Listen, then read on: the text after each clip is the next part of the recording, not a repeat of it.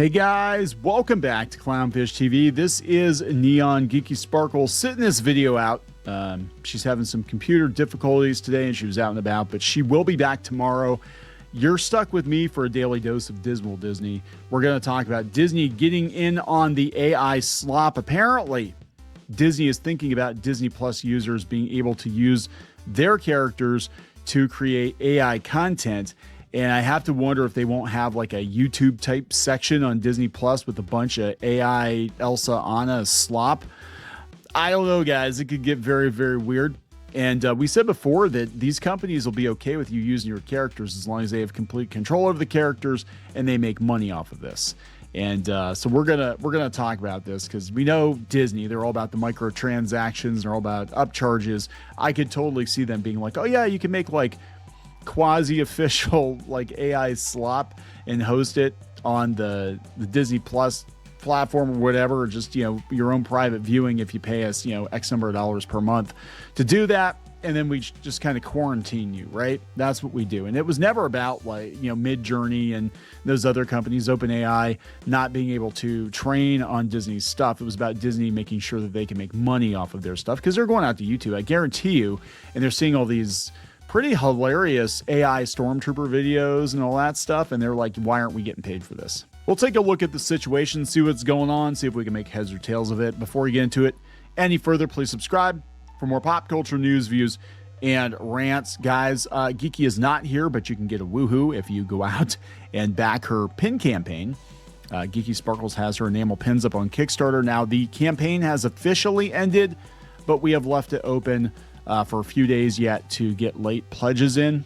You can't change your pledge on older pledges, I guess, but this sounds really awkward, I know, but you can't change your pledge on older orders or however you want to phrase that, but you can pledge if you missed out. So if you missed out on these pins, if you'd like to get a geeky pin or some of these other pins, you do have time to do that.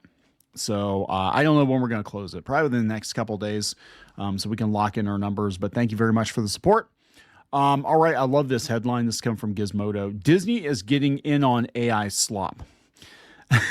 Yeah, but before that, I'm going to go out to Saberspark even is commenting on this. He said, I can't stress enough that people aren't nearly horrified enough with what's about to happen. The creator ecosystem as a whole is about to get nuked unless generative AI is banned.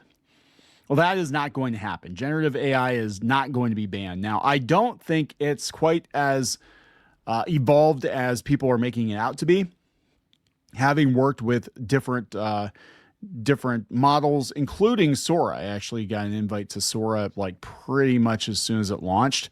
And just one example I can think of was I gave it a prompt for some like cheesy ass Lifetime movie.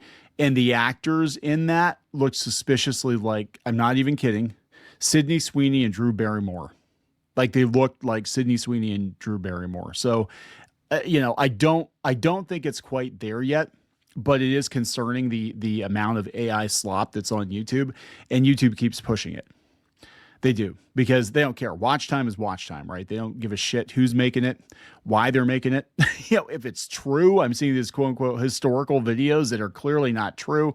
Very, very weird stuff. And a lot of it's coming out of like India. A lot of it's being churned out by, you know, the Indian content farms, and very, very low rent stuff with AI voices. And like there's one pop culture site that was recommended to me because, you know, obviously we cover pop culture, and it got recommended. I'm like, oh, I'll check this video out. And I'm like, this is wrong. And that's wrong. This is all wrong. Like this whole video is wrong, and very basic stuff. You know, Wikipedia even could help you with that. And yeah, it's just all about engagement farming. But let's go out to the article here. So Gizmodo, Disney is getting in on the AI slop. CEO Bob Iger says that Disney Plus is working toward platforming AI-driven user-made content. Oh boy. So yeah, their own YouTube. That's interesting. Actually, Geeky had a video she did. We couldn't use it today because she was having technical difficulties, but she was talking about Disney versus YouTube. During an earnings call with shareholders today, okay, Bob Iger said that the company's streaming platform Disney Plus is preparing to expand with new elements, including ways for subscribers to share and create Disney-themed content with generative AI. The other thing that we're totally excited about is that AI is going to give us the ability to do, and AI is going to give us the ability to do that, is to provide users of Disney Plus with a much more engaged experience. He told shareholders, including the ability for them to create user-generated content and to consume user-generated content, mostly short form, from others. So YouTube. They're basically going to add YouTube to Disney Plus, but it's going to be Disney characters generated with AI. What could possibly go wrong? See also the Elsa Spider-Man videos of 2017. Did you guys remember that scandal that kicked off one of the adpocalypses? Yeah, so back in 2016, 2017, there were all these weird ass quote unquote kids videos using Elsa from Frozen and Spider-Man, and who else do we have? Joker, and all these characters that kids were searching for on YouTube. And some of them were harmless enough. It was just like, some overseas cosplayers or something.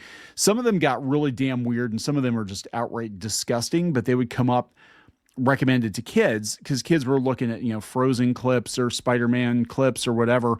And then they would get recommended this video with, oh my gosh, Spider-Man and Elsa are having a baby. And then it turns into like the Texas Chainsaw Massacre or something. There's one where Elsa had to go to the hospital, and it was a cartoon, and she like goes to the hospital. It was like a really cheesy Flash cartoon. And then next thing you know, they're like injecting her with needles and like sawing her legs off, and there's like blood everywhere. I'm like, what is this crap? There's one that I remember is like it was like a guy in a Spider-Man suit and a guy in a Joker suit, and like Elsa, Anna, and some other anime characters or whatever, but they're all like taking turns pooping golf balls, colored golf balls. It was like, what the hell is this? And it was recommended to kids. So Disney put the kibosh on that. I think this is Disney's endgame. I think this is what Disney has wanted to do since they tried to buy YouTube, basically by buying Maker Studios, which was a huge MCN back in the day. And we were part of that. We actually had another channel. Believe it or not, we've been doing this for a very, very long time. Before we were Clownfish TV, we had a family channel, which is no longer active.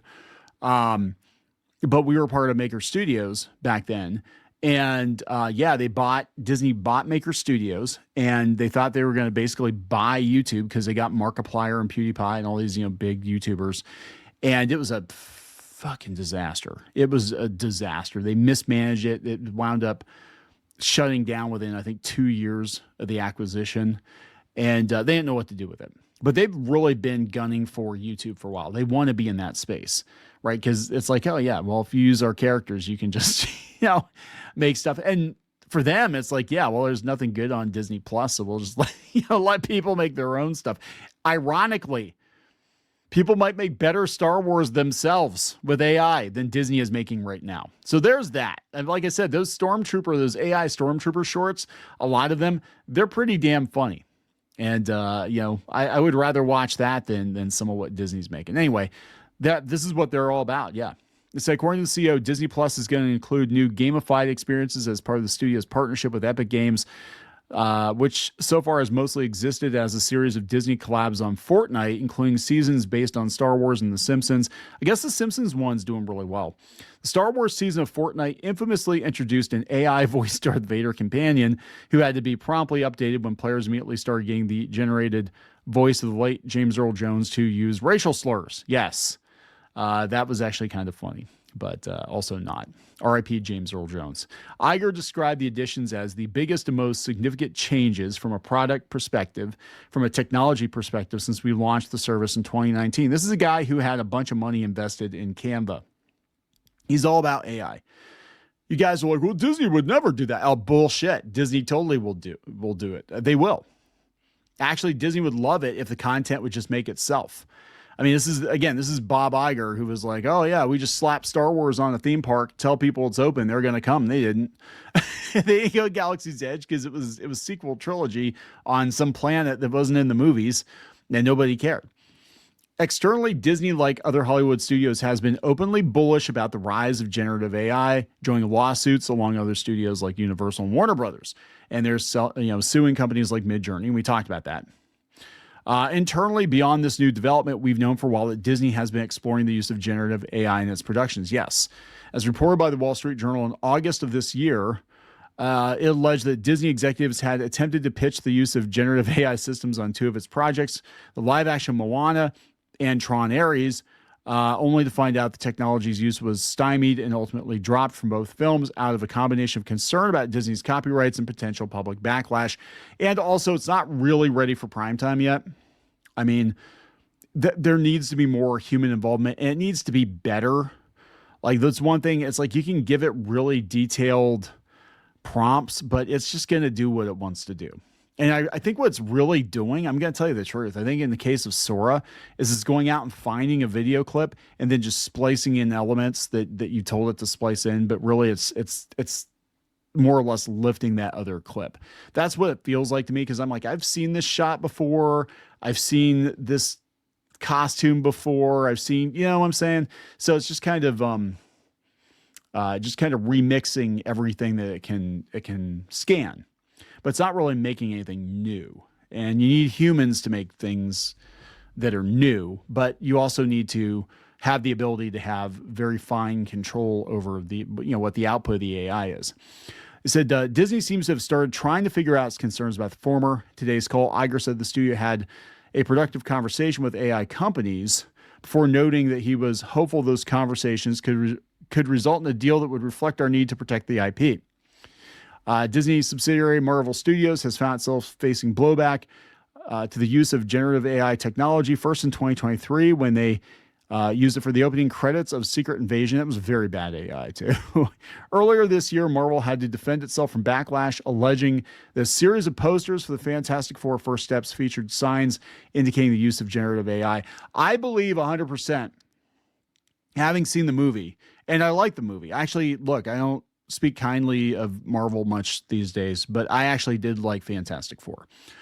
That being said, I 100% believe they used more generative AI than they were leading us to believe they were, because if you look at a lot of the crowd scenes and you look at the vehicles and stuff like that, I'm like, this would be incredibly expensive. Now, they did show some behind the scenes, and they're like, oh, look, they're interacting with physical environments. I'm like, I'm not talking about what's in the foreground. I'm talking about what's in the background. I'm talking about the crowd shots. I'm talking about the buildings. I'm talking about, you know what I'm saying? Like, that stuff I think was done, since it looked very retro. I think it was done with generative AI, and just the, I can't really put my finger on it. There's a certain quality to AI generated stuff when it's trying to be photorealistic, where it's almost looks like Life magazine. It's got this like kind of uncanny quality to it. And if you're telling it to do like vintage 1950s, 1960s stuff, it's going to make it look like a Life magazine photo and not, what it was actually like back then. Because it really, color wise looked the same as everything looks now. We just had different cars and different clothes, but we look at it differently because of the media that was used back then to capture it. And I get, if you're going for that nostalgia, you kind of want it to look that way. Just like if people were doing something in the 80s, like, I'm sorry, in the 1980s, everything around us did not have scan lines. It didn't look like, VHS tape or whatever. It didn't look all blown out like, you're watching something on cable or whatever, on a CRT, right? But that's what people associate with the 80s because of the media of the day. But there's definitely something going on with Fantastic Four that I'm just kind of like, yeah, I think they were using AI. I do. The move to test the public reaction comes at a time when Disney has found public confidence in the studio damaged, in part due to liberal concerns over the company's outgoing capitulations to the Trump administration. What? And more pointedly, recently, when the studio faced a series of public boycotts over its decision to suspend Jimmy Kimmel. We're not going to mention. Okay, so let me get this straight. Disney's not doing well, guys. It's not because their movies are bombing at the box office. It's not because they've been openly hostile to conservatives over the last few years. No. It's because of Jimmy Kimmel. I mean, come on. Seriously, that's what you're going to, anyway, it's Gizmodo, what do you expect? But yeah, I mean, they're correct in the fact that it's a very weird thing for Disney to be like, oh, we hate AI. We're going to sue AI companies. Oh, by the way, you want to make AI shorts? Like, Frozen slop, go ahead. Right? Can you imagine if the shippers get a hold of this? I mean, this is going to be wild. I don't think they're going to allow it on the platform. I think it'll be like you can spin up stuff. And it'll be like Disney Infinity. And I don't think Disney knows exactly what they're getting themselves into with content moderation. But I could see Disney being like, oh, yeah, if your stuff is good, we'll let other people look at it. Or we'll let other people watch it. But if you've got like the Frozen sisters doing, Nazi salutes and shit like that, that's not gonna fly, right? Or worse, making out or pooping golf balls or whatever. It's like, good luck with that. I think this is gonna be a freaking disaster. But they're probably gonna look at it too is like, hey, can you come up with better ideas for our characters than we have internally, because we don't know what to do anymore. So hey, if you guys can do something cool, then we'll just say, hey, you don't have any right to it anymore because it's our characters, and we'll just take it. You come up with a funny little like sitcom scenario or something for some of our characters, we'll just take it. Because they do. That's what they do all the time. People come up with really cool designs on Etsy or whatever of Disney adjacent designs. They just take it because they're Disney. They own the copyright to it. So anyway, I'm gonna wrap it up, guys. Please subscribe for more pop culture news, views, rants, and do check out Geeky's Christmas Party glitter pin set on Kickstarter. A couple more days yet, and then we're gonna close it down. Thank you very much. We'll talk later.